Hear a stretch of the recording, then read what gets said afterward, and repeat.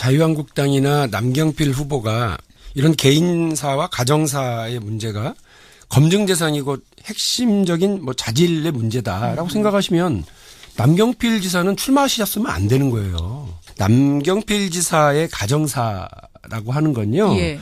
실제로 타인을 괴롭히거나 타인에게 힘들게 하는 경우가 많아요. 그러니까 지금 뭐 이미 다 알려진 거니까 네. 말씀드리자면 아들 얘기하시는 그렇습니다. 거죠. 아들이 군대에서 그 성추행으로 처벌받은 거라든지 네. 뭐 마약 문제 이거 말씀하시는 그렇습니다. 이건 처벌받은 사회적 것들. 범죄이고요. 본인이 책임감을 느낀다고 예, 그러면 예. 출마하시면 안 되죠. 정태욱 의원님 어서 오세요. 그러니까 이게 대구에서 이 방송하러 왔는데도 뭐 이 김윤정 아나운서나 말 잘하는 우리 박용진 의원 뭐 봐주시라고 아주 또 박살내려고 그러네요. 아니 지뢰 시작도 안 했는데 이게 겁을 먹고 그러세요, 정 의원님. 지금 우리 시작도 안 했어요 야당이 지금. 한잔 쫄아 있잖아요. 씩씩하게 쫄아 계시는데요. 아니 제가 지금 뭐 인사말 소개도 안 했는데 먼저 들어오셔가지고 저 인사 먼저 했습니다. 자유한국당의 정태욱 대변인 어서 오십시오. 예, 그래도 여당보다 먼저 소개해 주셔서 고맙습니다. 자유한국당 정태욱입니다. 사실은요, 정 의원님이 지난주에 저한테 제가 다음 주 하루 더 합시다 말씀을 드렸더니 일정이 있어서 안 됩니다. 라고 하셨는데도 불구하고 나가서는 저희 박용진 의원하고 저의 손길을 못 부리치시고 오겠습니다 약속을 하신 거예요. 엄청 착한 분이에요. 그러니까요. 그게 아니라 박용진 의원님 워낙 말 잘하기 때문에 혼자 다 이야기하시면 안 되니까 그래도 막으려고 오셨습니까? 약간은 막아줘요. 박용진 의원이 안 그래도 말 잘하는데 또 혼자 다 하시면 됩니까? 그래서 오늘 비행기를 타고 지금 대구 일정이 전혀 안 나오는데 비행기 타고 정말 방송만 하고 또 가실 거예요. 고맙습니다. 환영합니다. 그럼 좀 봐주세요.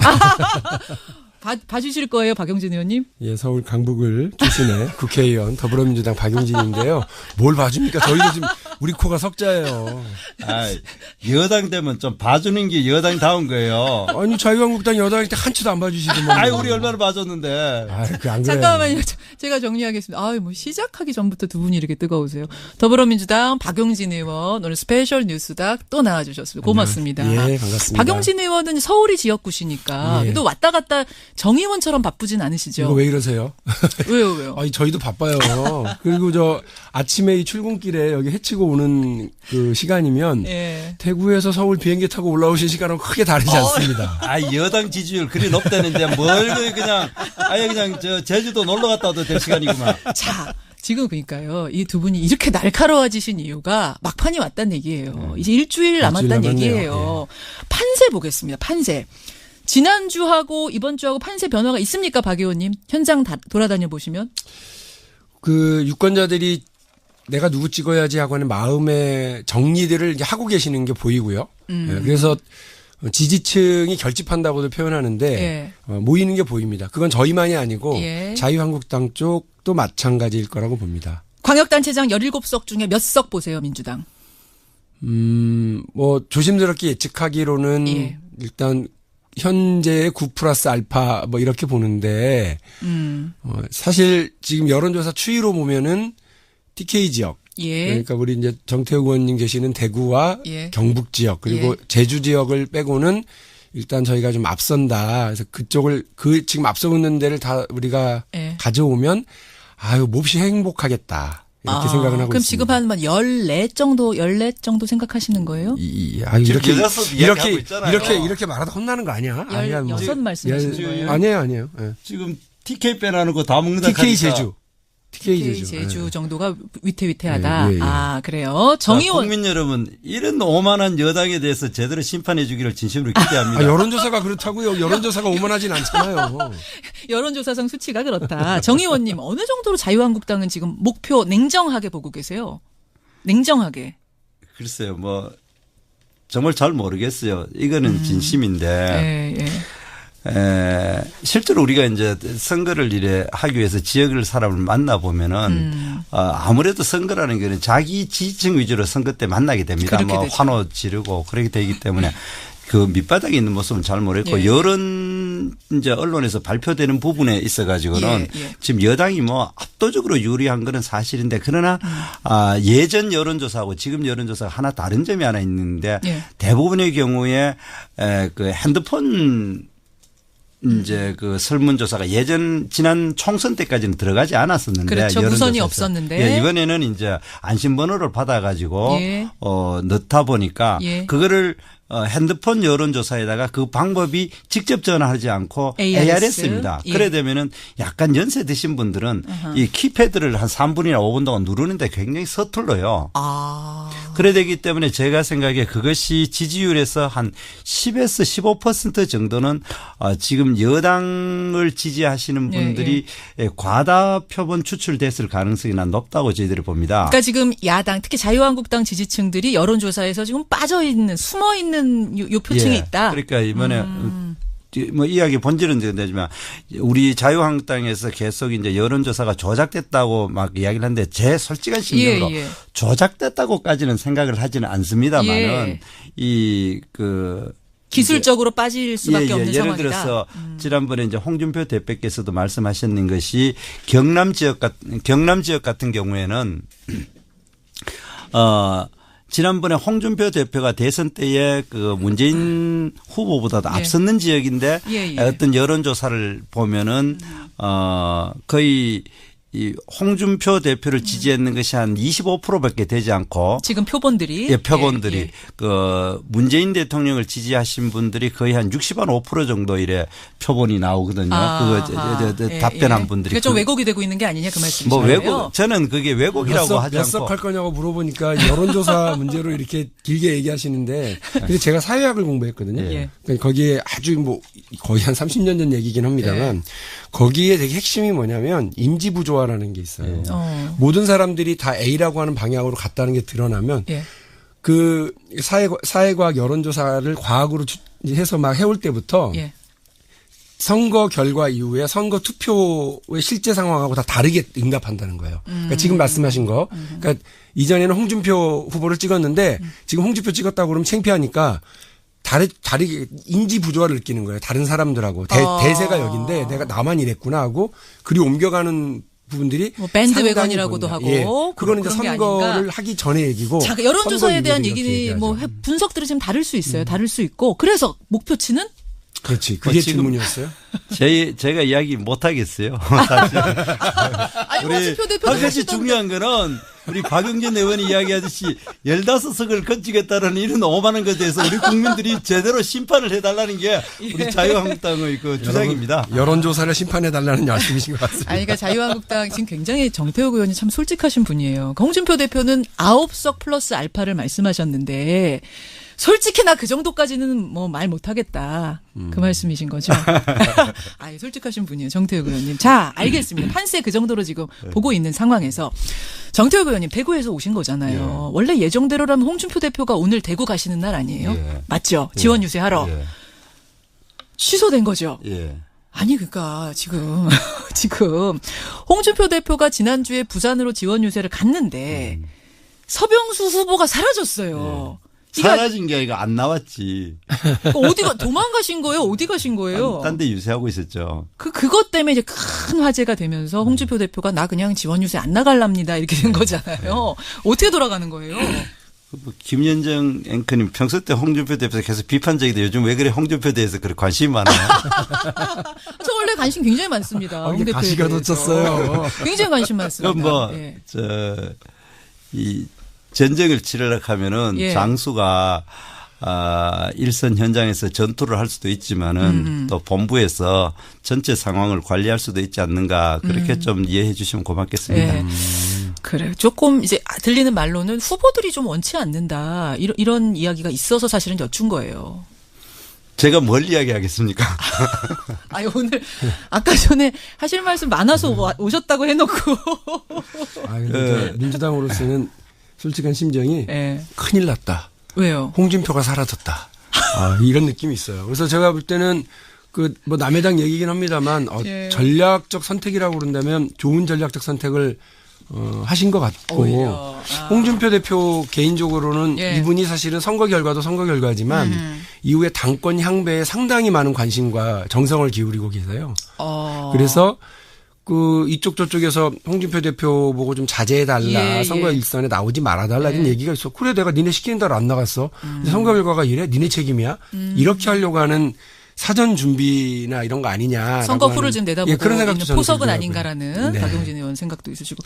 근데 이번에 이제 그 홍준표 대표가 그런 뭐 결정을 내린 것에 대해서 여당의 그 반응을 이래 보면은 예. 너무 오히려 막말 수준으로 그 야당 대표를 막 이야기하는 부분이 있어요. 예를 들어 이 이제 김연 대변인이나 또 민주당 원내 대변인이 뭐 사정없이 이야기를 하면서 오히려 자유한국당이 사과하라 그런 이야기까지 뭐 어떻게 보면 선거 전략을 좀 변경했는 걸 가지고 그렇게 이야기를 하는데 실제로 현재 상황에서 진심으로 선거 중간 과정에서 사과를 해야 될 건 여당이라는 생각이 듭니다. 지금 문재인 대통령께서 직접적으로 최저임금의 효과가 뭐 90% 정도 좋다. 그렇게 이야기가 그거를 통계를 이래 보면은 어떻게 보면 말도 안 되는 내용이었지 않습니까? 그러니까 근로자 가구만으로 봤을 때는 네. 소득이 좋아진 건 사실이죠. 그런데 실제로 우리 전 국민의 40%가 자영업자 내지 무직자 실직자 가정인데 그거는 통계에서 극도로 빼버렸어요. 빼버리는 네. 이런 청와대 측면을 봤을 때에 계산이 좀 틀렸다. 예. 그러니까 제가 뭐 그걸 지금 다시 논쟁을 하자는 게 아니라 오히려 민주당 쪽에서 과도하게 야당 대표를 어떻게 공격하는 거 아닌가. 어떤 막말 수준으로 내가 그까지 뭐 이야기 다 하기는 뭐하지만 알겠습니다. 그 부분에 대해서는 좀 과다하다. 전략적 측면으로 좀 봐달라. 예. 이걸 왜 이렇게 막 그렇게 뭐라고 할까 폄하하지 말아라. 예. 지금 그 예. 당부를 하시는 거예요. 예. 박 의원님 아셨죠? 그냥 저희는 큰일 났다니까요. 민주당 얘기를 한 거랍니다. 박 의원이 그러시진 않았으니까. 자, 알겠습니다. 두 번째 이슈로 가보죠. 사실 가장 뜨거운 곳을 얘기하자면 지난주에도 조금 얘기하다가 시간이 다 됐는데 경기도지사 선거. 여기가 제일 뜨거워요, 사실은. 그 사이에 TV 토론이 한 차례 열려서 큰 화제가 됐고 뒤이어서 저희 프로그램에 이재명 후보, 남경필 후보가 연이어서 인터뷰한 게 또 큰 화제가 됐고 이재명 후보는 이거 네거티브다. 그분들 고소하겠다. 또 이렇게 발언을 하셨습니다. 그러자 남경필 후보가 이건 검증이다. 지사가 될 사람이라면 이 정도의 인격 자질 검증은 필요하다. 이런 말씀을 하셨어요. 박용진 의원님 어떻게 네. 생각하세요? 제가 뭐 지난번에도 누누이 말씀드렸어요. 그러니까 남경필 후보 대실망이에요. 그러니까 그래도 경기도지사를 4년을 하신 분 아닙니까? 그것도 집권 여당의 후보로 나와서 예. 경기도지사를 했으면 자기 경기도지사로서의 했었던 일들에 대해서 평가하고 그 지난 4년 도정을 평가하고 앞으로 내가 4년을 어떻게 끌고 가겠다라고 하는 걸로 정책 이슈를 주도하셔야죠. 근데 그게 아니라 예. 남 얘기를 하는 걸로 이렇게 집중하는 걸 보면서 정말 실망했고. 네거티브다. 예, 그렇죠. 제가 지난번에 또 말씀드렸습니다만 그 남경필 후보가 남의 집 가정사 얘기할 입장이 절대 아니에요. 온 국민이 다 알아요. 근데 그 문제를 왜 우리는 특별히 얘기하지 않느냐. 문제가 없어서가 아니라 적절치 않고 가족들에게 상처니까 그런 거예요. 그런데 그냥 뭐 우리 민주당 쪽에서 가만히 있는다고 거기는 그렇게 이걸 물고 늘어지면서 이게 정당한 무슨 정책 검증이고 인물 검증인 것처럼 얘기하는 거 정말 실망이에요. 원래 남경필 그 후보가 가지고 있었던 합리적 보수와 깨끗한 이미지 이런 거 지금 다 날아갔기 때문에 정치에도 낙법이 있다. 유도만 낙법이 있는 게 아니다. 예, 누누이 잘, 그 말씀하셨죠, 잘 박 떨어져야 의원님께서. 된다 이 말씀이에요. 그러니까 떨어질 때 잘 떨어져야 다음에 재기의 명분도 있는 건데 알겠습니다. 이렇게 그냥 지저분하게 뒤납하다가 떨어져 버리면 예, 큰일이에요. 예, 네. 지금 너무 지저분하게 가고 있는 거 아니냐 경기도 예. 선거. 예. 정 의원님 지금 살짝 웃고 계시는데 예 무슨 요즘 말씀하고? 여론이 지금 여당한테 좋은가 봐. 이렇게 남 걱정까지 다 해주시는 거 보면. 남 걱정. 예. 저는 이제 사실 솔직히 이것도 이야기하면 또 우리 지지자한테 욕먹을지는 모르지만. 정 의원님의 매력은 솔직한 거니까 솔직하게 하세요. 그냥 하세요. 여론조사 보면은 예. 경기도지사가 선거 그렇게 뭐 이래 핫 이슈가 될 수가 없어요. 지지율로만 보면 예. 그런데 왜 이래 되느냐 뭐 여러 가지 이유가 있겠지만. 왜 핫해졌느냐? 예. 이재명 후보 그 양반의 어떤 그 독특한 캐릭터 영향이 크지 않는가 저는 그렇게 생각을 합니다. 사실상 그 굉장히 포퓰리스트적이고 튀는 스타일이지 않습니까? 사이다 발언 이런 걸로 이제 주목이 됐던 이제 분이시죠. 지지자 입장에는 사이다지만 거꾸로 이야기를 하면 굉장히 튀는 발언을 하고 그다음에 또 사실 그분이 뭐 가정사적인 이야기로 아주 박용진 의원은 이제 뭐 좋게 표현을 했습니다마는 그 아무리 사적인 이야기지만은 그 발언하는 내용을 보면 도저히 입에 담을 수가 없고. 그 뭐 형수 욕설 파일 말씀하시는 거죠? 형수에 대해서 하는 이야기 중에도 그렇게 성적인 욕설까지 그렇게 막말로 하는 그런 스타일. 그래도 그분이 이제 과거 일의 경력을 보면은 그냥 보통 일의 그 선거 후보자들 중에 뭐 음주운전이라든지 사업을 하다 보면은 여러 가지 그 정과가 있는 경우는 있는데 이 양반은 심지어 그 뭐 검사를 사칭하는 이런 특이한 경력도 가지고 있거든요. 그러다 보니까 이런 개인의 그 뭡니까 특이한 경력 네. 이런 것들 특이한 경력 특이한 캐릭터 검증을 해야 된다. 뭐 검증을 해야 된다 그런 것 때문에 예. 이게 지금 소란스러운 중요한 이유가 아닌가 예. 저는 그렇게 생각을 합니다. 그게 그 경기도 지사가 되는 자질 문제와 연결된다고 보세요. 검증해야 되는 부분이라고 보세요. 형수에 대한 욕설이라든지 이런 거. 이런 것이 있습니다. 유럽 같은 경우를 예. 이래 선거를 이래 보면은 정책 선거라는 것이 굉장히 중요합니다. 그분이 이야기한 것이 지킨다라든지 그래 되고 그래서 독일 같은 경우는 보면은 이제 정당 간에 연합을 하거나 예. 이래 됐을 때 보면은 굉장히 깨알 같은 정책에 대한 물론이죠. 이래 연대는데 우리나라는 공약이나 뭐 이런 것이 별로 의미가 별로 없습니다. 그래서 정말 중요한 건 그 사람의 성격적인 스타일이나 그분의 인격 이런 것이 굉장히 중요한 이제 검증 요소인데 그래서 제가 아까 말씀드렸듯이 이재명 후보 같은 경우는 그런 독특한 캐릭터나 이제까지의 그런 것이 있다. 상당히 검증의 대상이 아닌가. 그리고 특히 그분 같은 경우는 경기도지사 같이 그런 큰 자리 어떻게 보면 국가의 중요한 지도자 중에 한 분이 될 분들은 그런 것에 대해서 제대로 자꾸 가정사라고 해가지고 숨을 것이 아니라 알겠습니다. 공개적으로 검증하는 것도 굉장히 중요하지 않을까 생각을 합니다. 박 의원님. 그런데요. 자유한국당이나 남경필 후보가 이런 개인사와 가정사의 문제가 검증 대상이고 핵심적인 뭐 자질의 문제다라고 생각하시면 남경필 지사는 출마하셨으면 안 되는 거예요. 무슨 말씀이세요, 그게? 아니, 요 개인의 문제들이란 말이에요. 개인과 가정 내부의 문제예요. 예. 근데 남경필 지사의 가정사라고 하는 건요. 예. 실제로 타인을 괴롭히거나 타인에게 힘들게 하는 경우가 많아요. 그러니까 지금 뭐 이미 다 알려진 거니까 네. 말씀드리자면 아들 얘기하시는 그렇습니다. 거죠. 아들이 군대에서 그 성추행으로 처벌받은 거라든지 네. 뭐 마약 문제 이거 말씀하시는 그렇습니다. 이건 사회적 범죄이고요. 그리고 이런 문제에 대해서 본인이 책임감을 느낀다고 그러면 출마하시면 안 되죠. 아들은 아들이고 나는 나다라고 남 의원이 말씀하실 난 또 사과도 했다 이렇게 말씀하실 수 있는데. 그렇게 해서 피어나갈 수 있는 자리라고 생각을 하셨으면 우리 이재명 후보에 대해서 그런 식의 네거티브 검증을 하겠다고 나서서도 안 된다는 거예요. 그러니까 저는 남경필 지사가 자기에게 들이대는 잣대와 남에게 들이대는 잣대가 전혀 다른데 본인이 그런 걸 행하려고 한다면 본인부터 내려놓고서 시작을 했어야 된다는 거죠. 말하자면 논리적으로 피장파장이 오류라는 게 있잖아요. 네. 그걸 말씀하시는 거예요? 독특한 경우인데 이렇게 해서 현직 지사가 후보로 다시 나와서 정책 실종 선거를 주도하고 있는 이 황당한 경우에 대해서 제가 정치적으로 지적하고자 하는 겁니다. 마지막 한마디 해주시죠, 정 의원님. 뭐 그 부분에 대해서는 문제를 삼다면 같이 그거를 드러내놔 놓고 검증을 해야 된다고 생각합니다. 그럼 뭐 남지사가 그런 문제가 있다 하면은 지금 박영진 의원님 말씀대로 같이 검증을 해야 되고. 그리고 이번에 이제 경기도 문제뿐만이 아니라 이번 선거에 정말 그 잘못된 부분 중에 하나가 문재인 대통령의 지지율에 가려가지고 제대로 된 정책적인 측면이 토론이 안 되고 있어요. 실제로 이번 선거를 보면은 선거 분위기가 형성되지 않고 두 번째 언론에서 계속 그 선거 이야기보다는 북미 정상회담 뭐 그게 워낙 이제 많이 되지만은 실제로 거리에 가서 주민들에게 만나 보면은 경제 정책에 대해서 굉장히 많은 이제 관심과 비판을 많이 하는데 이런 문제에 대해서 거의 토론이 지금 안 되고 있거든요. 실종됐다. 그래야 되는데 이것이 바로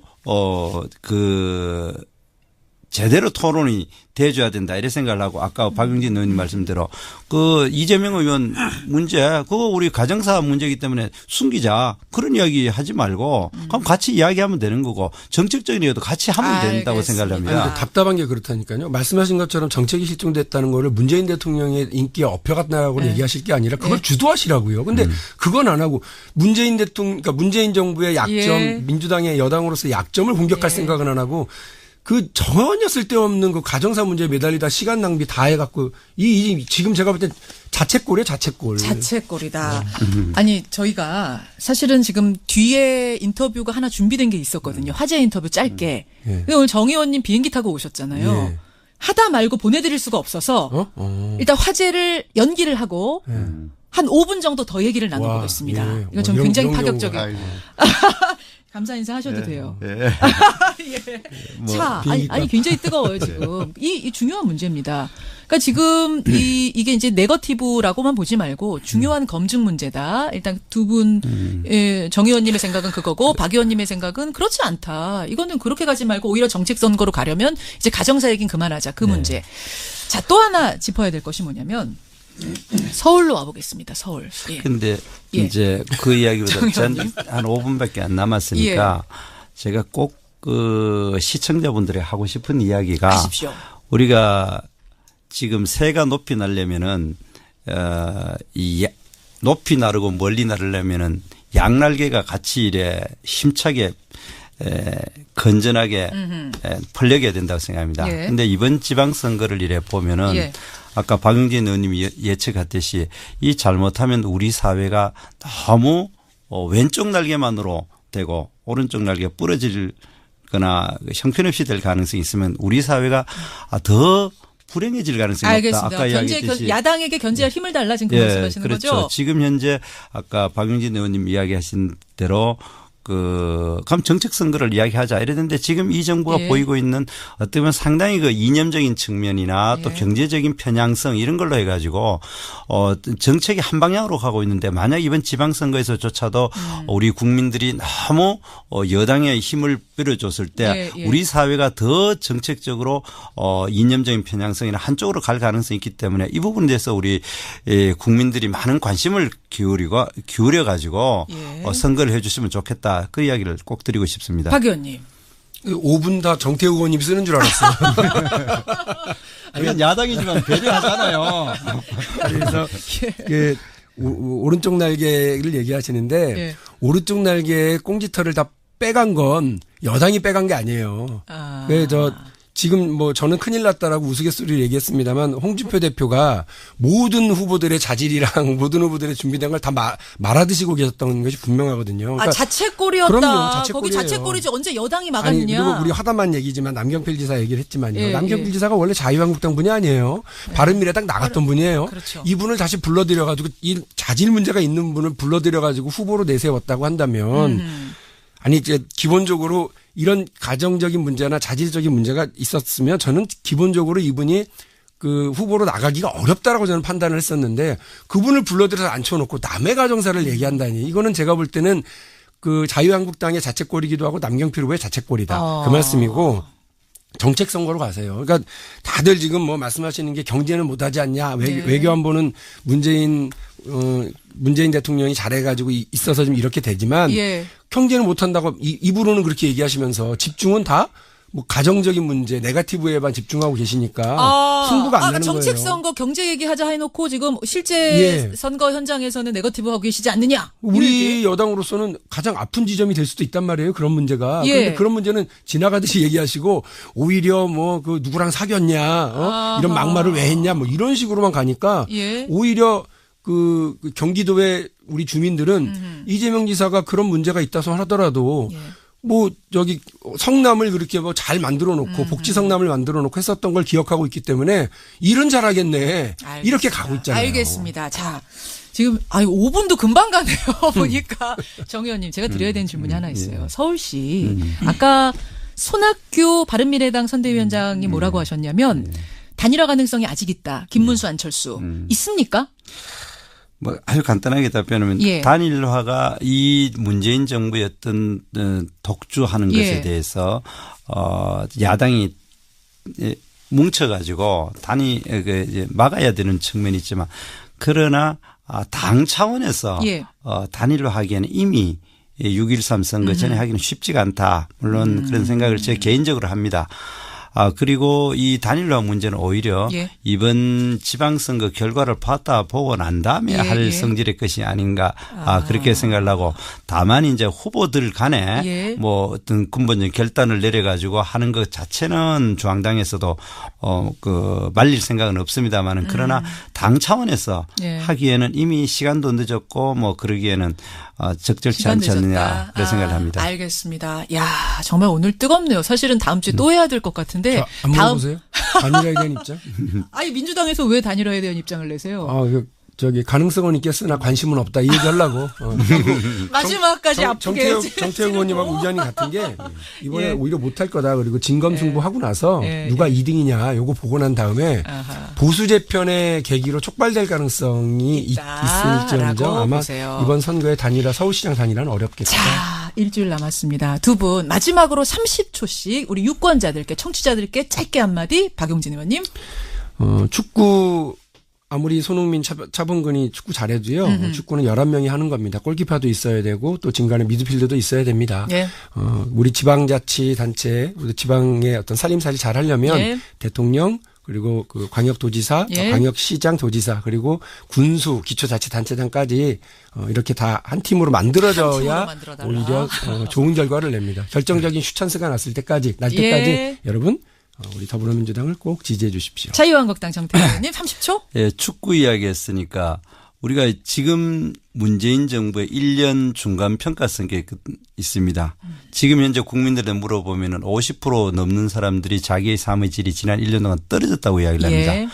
지금 축구로 치면은 지금쯤은 심판인 국민들이 이 정부에 대해서 제대로 옐로우 카드를 한번 보여줘야만이 앞으로 여러분들의 삶의 질이 이 정부가 끝날 때에 오히려 대통령 지지율과 반대로 70% 80% 여러분들의 삶의 질이 나빠지지 않도록 하기 위해서는 중간평가로 국민 여러분들께서 이 정부에 대해서 옐로우 카드를 제대로 한번 보여주실 것을 당부드립니다. 자, 원팀이냐 옐로우 카드냐 여러분 일주일 동안 고심해 주십시오. 그리고 두 분 선거 끝나고 다시 와주세요. 정영민 님이 지금 부탁하셨어요. 두 분의 호흡이 좋습니다. 선거 끝나고 다시 한번. 비행기 타고 오세요. 그럼 여당이 야당 좀 봐주면은 오늘같이 공격하려고 하면 다시 안 오지.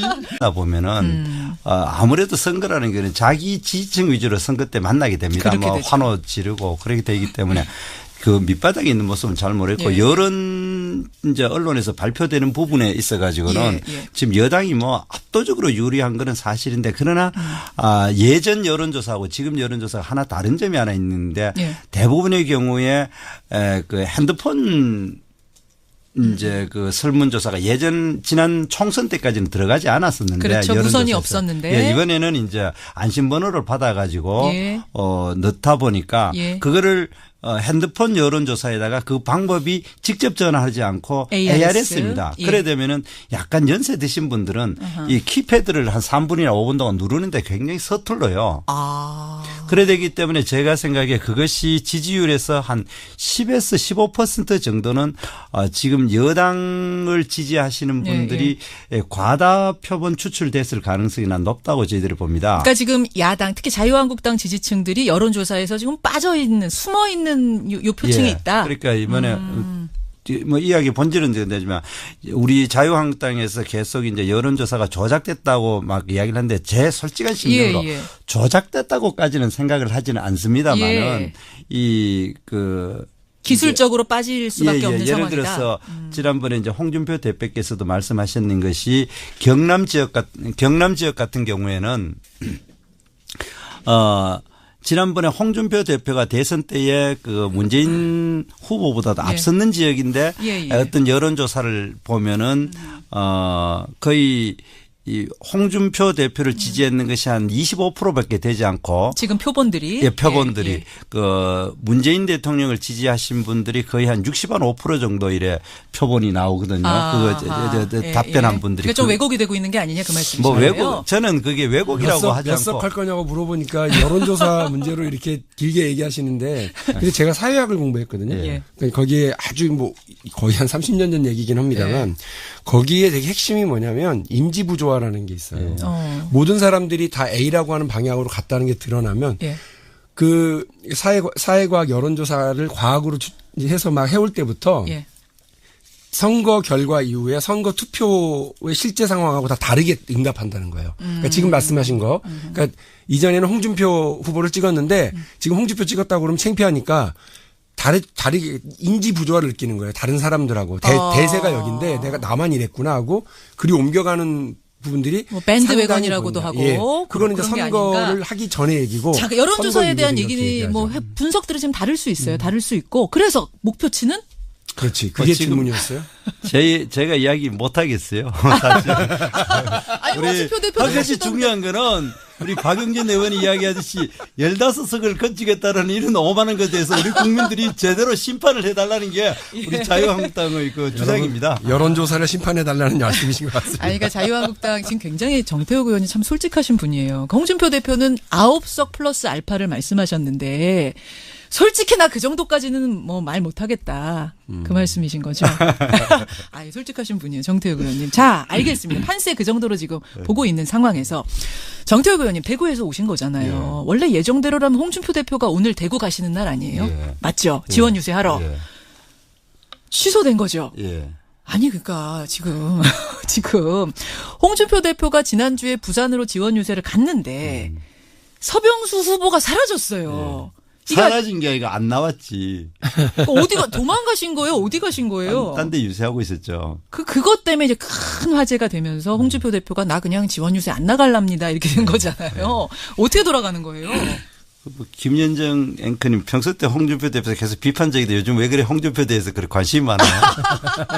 저 원래 관심 굉장히 많습니다. 홍 대표에 가시가 돋쳤어요. 굉장히 관심 많습니다. 그럼 이 전쟁을 치르려고 하면은 장수가 일선 현장에서 전투를 할 수도 있지만은 또 본부에서 전체 상황을 잣대와 남에게 들이대는 잣대가 전혀 다른데 본인이 그런 걸 행하려고 한다면 본인부터 내려놓고서 시작을 했어야 된다는 거죠. 말하자면 논리적으로 피장파장이 오류라는 게 있잖아요. 그걸 말씀하시는 거예요? 독특한 경우인데 이렇게 해서 현직 지사가 후보로 다시 나와서 정책 실종 선거를 주도하고 있는 이 황당한 경우에 대해서 제가 정치적으로 지적하고자 하는 겁니다. 마지막 한마디 해주시죠, 정 의원님. 뭐 그 부분에 대해서는 문제를 삼다면 같이 그거를 드러내놔 놓고 검증을 해야 된다고 생각합니다. 그럼 뭐 남지사가 그런 문제가 있다 하면은 지금 박영진 의원님 말씀대로 같이 검증을 해야 되고. 그리고 이번에 이제 경기도 문제뿐만이 아니라 이번 선거에 정말 그 잘못된 부분 중에 하나가 문재인 대통령의 지지율에 가려가지고 제대로 된 정책적인 측면이 토론이 안 되고 있어요. 실제로 이번 선거를 보면은 선거 분위기가 형성되지 않고 두 번째 언론에서 계속 그 선거 이야기보다는 북미 정상회담 그게 워낙 이제 많이 되지만은 실제로 거리에 가서 주민들에게 만나 보면은 경제 정책에 대해서 굉장히 많은 이제 관심과 비판을 많이 하는데 이런 문제에 대해서 거의 토론이 지금 안 되고 있거든요. 실종됐다. 그래야 되는데 이것이 바로 제대로 토론이 돼줘야 된다 이런 생각을 하고 아까 박영진 의원님 말씀대로 그 이재명 의원 문제 그거 우리 가정사 문제이기 때문에 숨기자 그런 이야기 하지 말고 그럼 같이 이야기하면 되는 거고 정책적인 이야기도 같이 하면 된다고 생각을 합니다. 아니, 답답한 게 그렇다니까요. 말씀하신 것처럼 정책이 실종됐다는 거를 문재인 대통령의 인기에 업혀갔다라고 얘기하실 게 아니라 그걸 주도하시라고요. 근데 그건 안 하고 문재인 대통령 그러니까 문재인 정부의 약점 민주당의 여당으로서 약점을 공격할 생각은 안 하고 그 전혀 쓸데없는 그 가정사 문제에 매달리다 시간 낭비 다 해갖고 지금 제가 볼 때 자책골이에요, 자책골. 자책골이다. 아니 저희가 사실은 지금 뒤에 인터뷰가 하나 준비된 게 있었거든요. 화제 인터뷰 짧게. 오늘 정 의원님 비행기 타고 오셨잖아요. 하다 말고 보내드릴 수가 없어서 일단 화제를 연기를 하고 한 5분 정도 더 얘기를 나눠보겠습니다. 예. 이거 좀 굉장히 파격적이에요. 아이고. 감사 인사 하셔도 돼요. 예. 예. 자, 아니 굉장히 뜨거워요 지금. 이 중요한 문제입니다. 그러니까 지금 이게 이제 네거티브라고만 보지 말고 중요한 검증 문제다. 일단 두 분 정 의원님의 생각은 그거고 박 의원님의 생각은 그렇지 않다. 이거는 그렇게 가지 말고 오히려 정책 선거로 가려면 이제 가정사 얘기는 그만하자. 그 문제. 자, 또 하나 짚어야 될 것이 뭐냐면 서울로 와보겠습니다. 서울. 예. 근데 예. 이제 그 이야기보다 전 한 5분밖에 안 남았으니까 제가 꼭 그 시청자분들이 하고 싶은 이야기가 하십시오. 우리가 지금 새가 높이 날려면은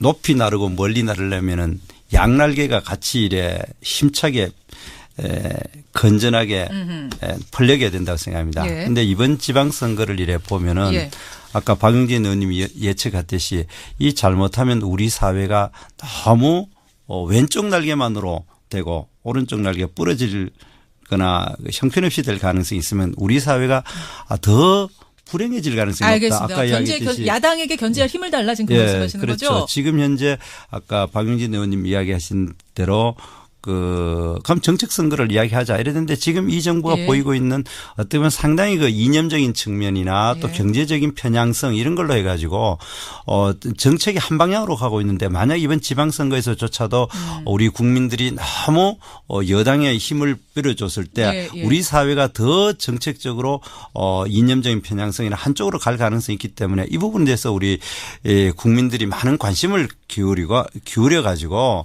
선거를 해 주시면 좋겠다. 그 이야기를 꼭 드리고 싶습니다. 박 의원님. 5분 다 정태우 의원님이 쓰는 줄 알았어요. 그건 야당이지만 배려하잖아요. 그래서 그 오른쪽 날개를 얘기하시는데 오른쪽 날개의 꽁지털을 다 빼간 건 여당이 관리할 수도 있지 않는가 그렇게 좀 이해해 주시면 고맙겠습니다. 그래. 조금 이제 들리는 말로는 후보들이 좀 원치 않는다. 이런 이야기가 있어서 사실은 여쭌 거예요. 제가 뭘 이야기하겠습니까? 아니 오늘 아까 전에 하실 말씀 많아서 오셨다고 해놓고. 근데 민주당으로서는 솔직한 심정이 큰일 났다. 왜요? 홍준표가 사라졌다.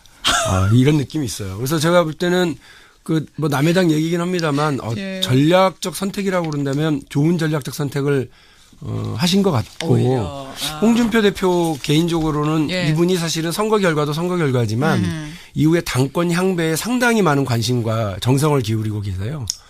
그래서 이쪽 저쪽에서 홍준표 대표 보고 좀 자제해달라. 선거 일선에 나오지 말아달라. 이런 얘기가 있어. 그래 내가 니네 시키는 대로 안 나갔어. 근데 선거 결과가 이래? 니네 책임이야? 이렇게 하려고 하는 사전 준비나 이런 거 아니냐. 선거 후를 지금 내다보고 그런 있는 포석은 들더라고요. 아닌가라는 박용진 의원 생각도 있으시고. 근데 이번에 이제 그 홍준표 대표가 그런 뭐 결정을 내린 것에 대해서 여당의 그 반응을 이래 보면은 너무 오히려 막말 수준으로 그 야당 대표를 막 이야기하는 부분이 있어요. 예를 들어 이제 김연 대변인이나 또 민주당 원내 대변인이 뭐 사정없이 이야기를 하면서 오히려 자유한국당이 사과하라 그런 이야기까지 뭐 어떻게 보면 선거 전략을 좀 변경했는 걸 가지고 그렇게 이야기를 하는데 실제로 현재 상황에서 진심으로 선거 중간 과정에서 사과를 해야 될 건 여당이라는 생각이 듭니다. 지금 문재인 대통령께서 직접적으로 최저임금의 효과가 뭐 90% 정도 좋다. 그렇게 이야기가 그거를 통계를 이래 보면은 어떻게 보면 말도 안 되는 내용이었지 않습니까? 그러니까 근로자 가구만으로 봤을 때는 소득이 좋아진 건 사실이죠. 그런데 실제로 우리 전 국민의 40%가 자영업자 내지 무직자 실직자 가정인데 그거는 통계에서 빼버리는 이런 측면을 봤을 때에 계산이 좀 틀렸다. 그러니까 제가 뭐 그걸 지금 다시 논쟁을 하자는 게 아니라 오히려 민주당 쪽에서 과도하게 야당 대표를 어떻게 공격하는 거 아닌가. 어떤 막말 수준으로 내가 그까지 뭐 이야기 다 하기는 뭐하지만 알겠습니다. 그 부분에 대해서는 좀 과다하다. 전략적 측면으로 좀 봐달라. 이걸 왜 이렇게 막 그렇게 뭐라고 할까 폄하하지 말아라. 지금 그 당부를 하시는 거예요. 박 의원님 아셨죠? 그냥 저희는 큰일 났다니까요. 민주당 얘기를 한 거랍니다. 박 의원이 그러시진 않았으니까. 자. 알겠습니다. 두 번째 이슈로 가보죠. 사실 가장 뜨거운 곳을 얘기하자면 지난주에도 조금 얘기하다가 시간이 다 됐는데 경기도지사 선거. 여기가 제일 뜨거워요, 사실은. 그 사이에 TV 토론이 한 차례 열려서 큰 화제가 됐고 뒤이어서 저희 프로그램에 이재명 후보, 남경필 후보가 연이어서 인터뷰한 게 또 큰 화제가 됐고 이재명 후보는 이거 네거티브다. 그분들 고소하겠다. 또 이렇게 발언을 하셨습니다. 그러자 남경필 후보가 이건 검증이다. 지사가 될 사람이라면 이 정도의 인격 자질 검증은 필요하다. 이런 말씀을 하셨어요.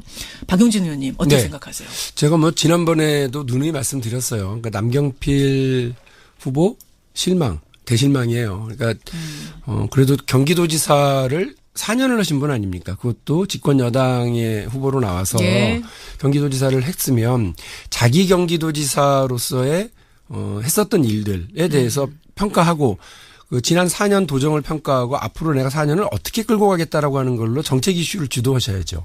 근데 그게 아니라 남 얘기를 하는 걸로 이렇게 집중하는 걸 보면서 정말 실망했고. 네거티브다? 예. 그렇죠. 제가 지난번에 또 말씀드렸습니다만 그 남경필 후보가 남의 집 가정사 얘기할 입장이 절대 아니에요. 온 국민이 다 알아요. 근데 그 문제를 왜 우리는 특별히 얘기하지 않느냐. 문제가 없어서가 아니라 적절치 않고 가족들에게 상처니까 그런 거예요. 그런데 그냥 뭐 우리 민주당 쪽에서 가만히 있는다고 거기는 그렇게 이걸 물고 늘어지면서 이게 정당한 무슨 정책 검증이고 인물 검증인 것처럼 얘기하는 거 정말 실망이에요. 원래 남경필 그 후보가 자유한국당이나 남경필 후보가 이런 개인사와 가정사의 문제가 검증 대상이고 핵심적인 뭐 자질의 문제다라고 생각하시면 남경필 지사는 출마하셨으면 안 되는 거예요. 남경필 지사의 가정사라고 하는 건요.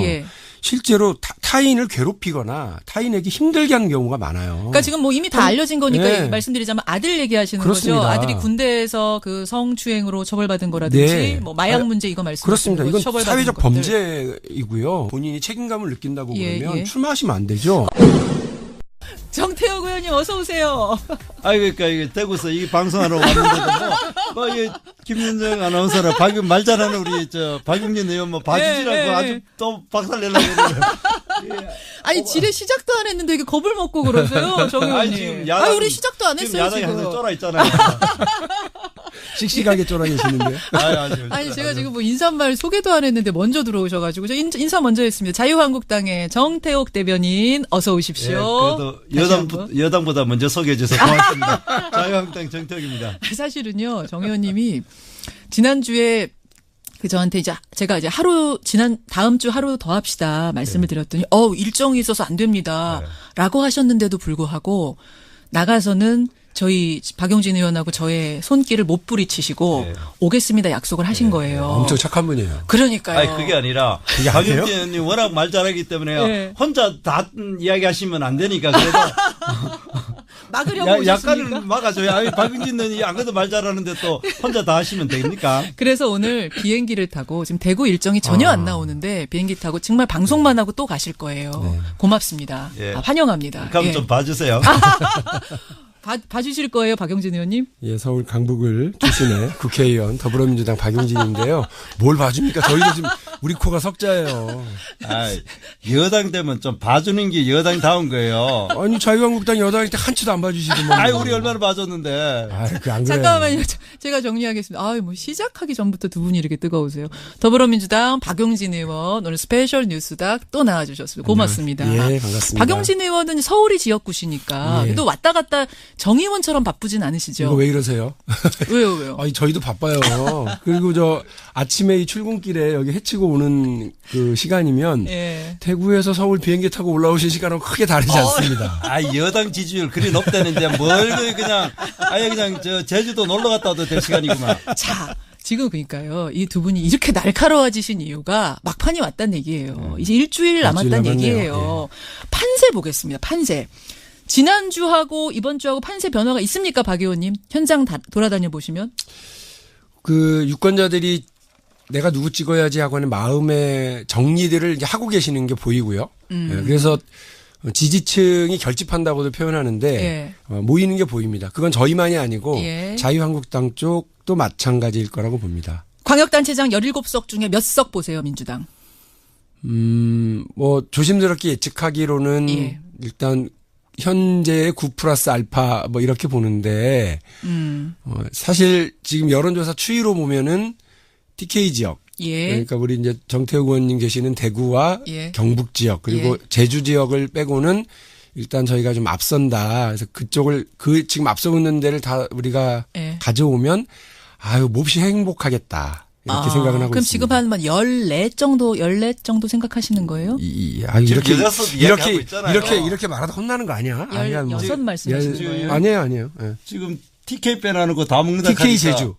TK 제주 예. 정도가 위태위태하다. 예, 예. 아, 그래요? 정의원. 국민 여러분, 이런 오만한 여당에 대해서 제대로 심판해 주기를 진심으로 기대합니다. 여론조사가 그렇다고요. 여론조사가 오만하진 않잖아요. 여론조사상 수치가 그렇다. 정의원님, 어느 정도로 자유한국당은 지금 목표 냉정하게 보고 계세요? 냉정하게. 글쎄요, 뭐 정말 잘 모르겠어요. 이거는 진심인데. 예, 예.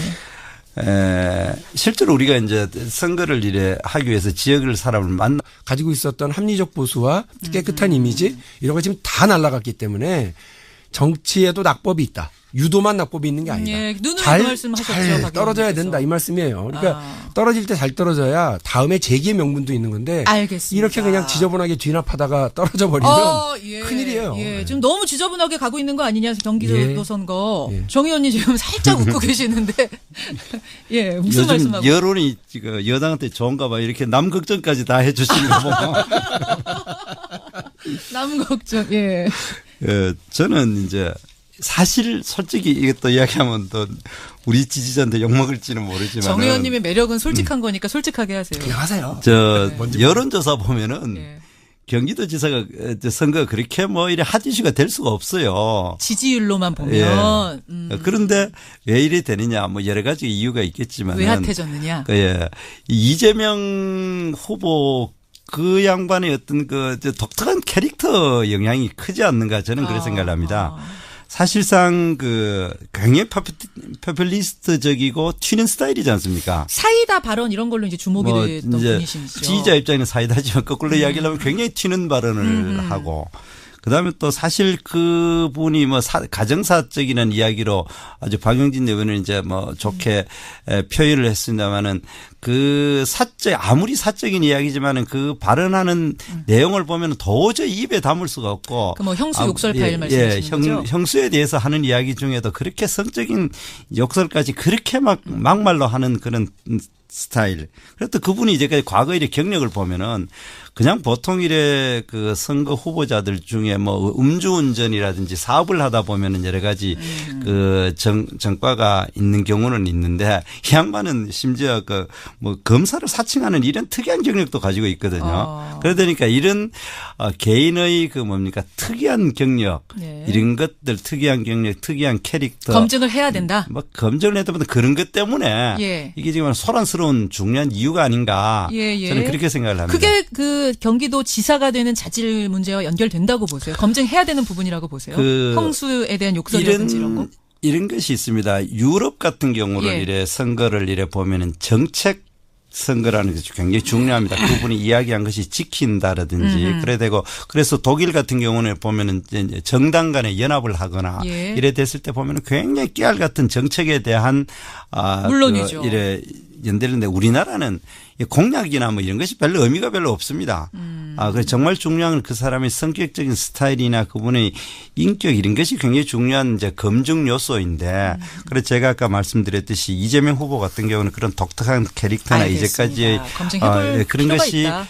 상당히 검증의 대상이 아닌가. 그리고 특히 그분 같은 경우는 경기도지사 같이 그런 큰 자리 어떻게 보면 국가의 중요한 지도자 중에 한 분이 될 분들은 그런 것에 대해서 제대로 자꾸 가정사라고 해가지고 숨을 것이 아니라 알겠습니다. 공개적으로 검증하는 것도 굉장히 중요하지 않을까 생각을 박 합니다. 의원님. 그런데요. 자유한국당이나 남경필 후보가 이런 개인사와 가정사의 문제가 검증 대상이고 핵심적인 뭐 자질의 문제다라고 생각하시면 남경필 지사는 출마하셨으면 안 되는 거예요.